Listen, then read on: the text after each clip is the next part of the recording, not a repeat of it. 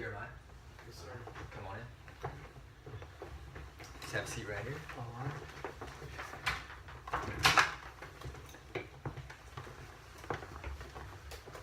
Alright, how you doing, Jeremiah? I'm doing all right. Alright, we'll get into it. My name's Hugh. I just want to welcome you to the office, and want to say thanks for coming to see me. I do want to go through some mandatory reporting and confidentiality information with you to start out with. First of all, everything that you say to me stays between you and me. Okay. There are a couple of incidents or scenarios where I would be mandated by the state to report anything that's said in here, and that would be in the event that you are a harm or a danger to yourself or a harm or a danger to others, and also in the unlikely chance that there be a subpoena for something that's said in the session. Our session is going to be about 15 to 20 minutes long. I also want to let you know that I am a Master's of Social Work student. I am not licensed to practice, and I do not have my Master of Social Work degree yet. Okay. And you discussed insurance and fees with Yeah, our the lady office manager. in the front, All yeah. right.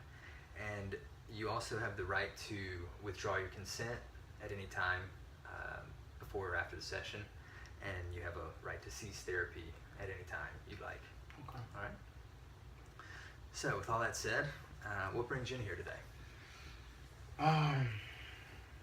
Man, a lot. But I guess I'll just start off with, so I was court mandated to come to see a therapist or a social worker because, I got into a situation at a bar. I ended up getting very drunk, ended up getting into an altercation at the bar, ended up getting into a fight, and I was incarcerated. And this was like my third time seeing the judge with an issue related to drinking. And the judge kind of gave me an ultimatum and said that I can either serve my time inside of a county jail, or I can seek out some therapeutic help for my drinking problem. And I've been seeing now, I don't know if it was, I had a conversation the night I got incarcerated at the bar with my wife, and she just kind of put things in perspective of what the drinking has been doing to me and her, the kids, and some other aspects of my life, and so I think it's time now. Yeah. So I'm coming to you in hopes of maybe something can be done where I can get off and not be so, because this thing has a hold on me. Yeah, so what I'm hearing in your voice is concern about what this is doing to your family. Yeah. You have a wife and kids, and they sound like they're in full support of you taking the route of therapy. The issue of mandated therapy sessions is one I take very seriously, but I try not to look at any of my mandated patients any differently than somebody who just walks in the door of their own volition. So just want you to know that moving forward, if we continue to work together, this is a space, a judge-free space, and we're going to work together just like I would with anybody else. So how long has the drinking been going on? Man, I used to drink with my mom. I was like 11 years old. And, it wasn't anything serious. She would just let me have some of her drink every now and again. But when I turned maybe 14 to 15, that's when I really started drinking a lot. I would, you know, just be around people in the neighborhood, and you know, of course, I would smoke weed, and you know, do all other types of stuff, and you know, we would all drink together, and I would drink every day since I was 15 years old, and I'm 27 now. So let's see, about you're 12 years of 27 just now. straight drinking, but you know, before that, it was just like every now and again. But yeah, So almost half your life. yeah, That is a significant portion of your life, and it has been a part of your life for a very long time. yeah. But we're going to think about moving forward. We're going to think about today and where we go from here. Yes, sir. And the fact that you're in here right now tells me that this is something you're serious about working on. And I look forward to working with you on it and talking more about getting you some help in the areas that you might want help. So in terms of goals, what are you thinking of? And I'm not talking about just getting through your court mandated stuff, Yeah, because you have bigger goals than that, I'm sure. right. I mean, I think number one, I want to stop drinking.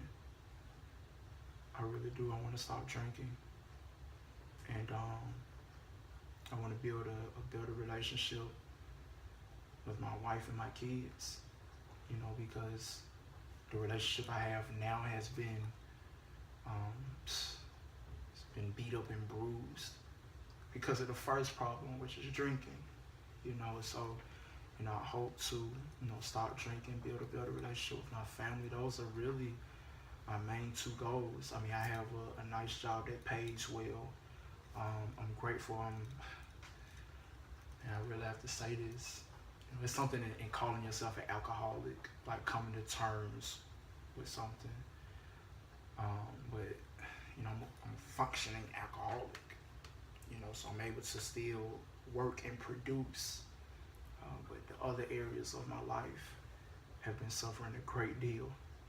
So, you know, I really want to work on drinking and, you know, building a better relationship with my wife and being a better role model for my kids. So I saw your face kind of light up in a way when you said you were an alcoholic, and not in the kind of way that you were proud of it, but more in the kind of way that you were proud to admit it finally. And that it's very cliche, but that, like I said, it's the first step in you know, moving forward. And I commend you on the strength that it takes to get that out there, get that off your chest, and that's very important. So, do you think that stopping the alcohol consumption is going to solve all the problems? I don't. I know it won't. But I think it'll put me in a better position to start solving the problems. You know? Yeah. It's been something that's been holding me back because I know the person that I become and the things that I do. But I think this is my own personal opinion. You know, before I start solving the other problems, I have to, it's like, this is the thing right here. This is the thing I have to really get out of the way so I can really move forward into those other goals that I have, you know? Yeah, it sounds to me that you have a very concise and realistic expectation of working through your issues. Absolutely. And that's another strength, knowing that it's a step-by-step process. Yeah. You're not just gonna solve all your problems in a day. Yeah. You know. So, I noticed you said that you've been drinking with family since you were 11. Yeah. Can can you tell me what it was like to have a mom that was a drinking buddy? Yeah. At first it was, I guess it was kind of cool, because, you know, you're young, you always see your mom drink and how you see people and alcohol on TV. And so at first it was kind of cool to try out. At first I didn't like it. You know, I hated it. It tasted nasty. It burnt, you know, on my chest, and, you know, it was just terrible. But I guess just seeing my mom do it all of the time, you know, and I was like, how could you do this? And it tastes so nasty, right? And just seeing how she was able to do it, and I guess like the feelings that she would have afterwards, and she would be very social with her friends, and we would have people over at home. I was just like, shoot, you know, but let me give it another try. And I started to have those same type of emotions and feelings, right? Just start feeling, I don't know, I guess a little more loose, a little bit more comfortable. Everywhere I went, I was just like, you know, let me get a drink first before we go out somewhere. It's kind of like ease myself. I mean, that was pretty much it. My mom, she's an alcoholic. You know, she's been an alcoholic ever since my father had left. You know, and my father, he was also an alcoholic, right? But she really started drinking. And I remember, you know, I was probably about 6 or 7 years old when my dad had left. And I just remember, like, my mom, like, started drinking very heavily at that point. And she hasn't stopped since then. She still drinks. You know, she's still an alcoholic. You know, and it's starting to get bad because we're starting to see a lot of health issues and a lot of health problems come up for her. You know, and I see her, and I don't want to be like that. Yeah. I don't. So you are recognizing from a position removed from her now that the alcohol is a problem. Yeah. Not only socially, but physically. Yeah. And I hear the concern in your voice.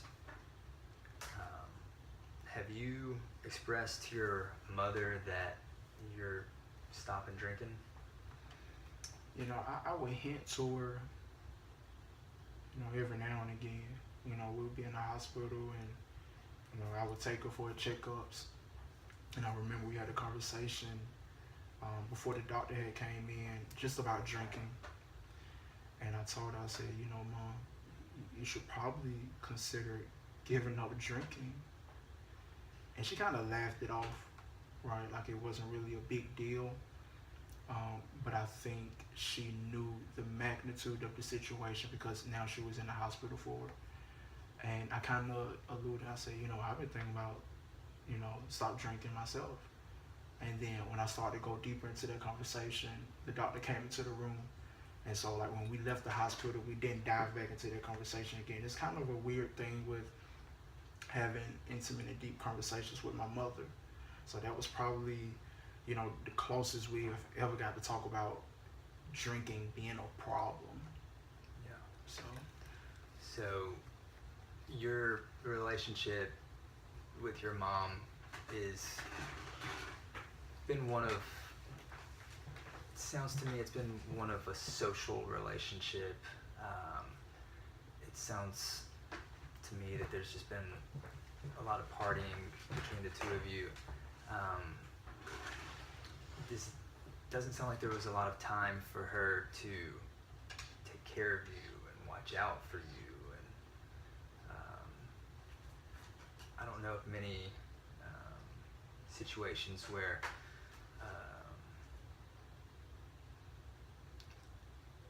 if you're inebriated in that way, you can't be the best parent you can be.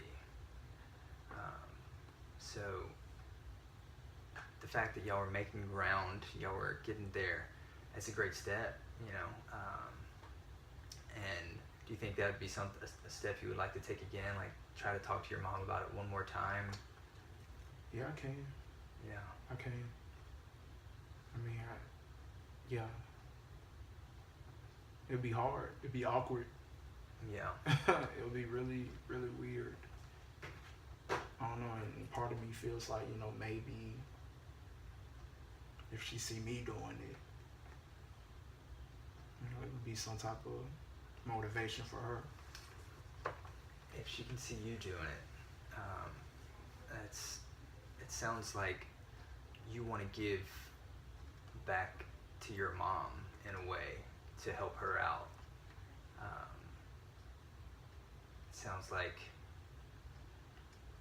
Sounds almost like you're putting her before you sometimes. And if that's not right, you can throw it back at me.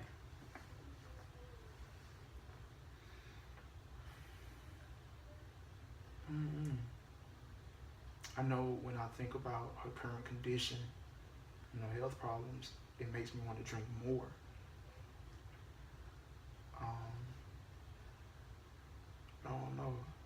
I guess I haven't really explored that thought of if I was putting my mother before me. I'm not sure. Well, we can talk about it next time. Our 15 minutes is up. I want to just follow up or wrap up what we talked about here. You're mandated to come see me.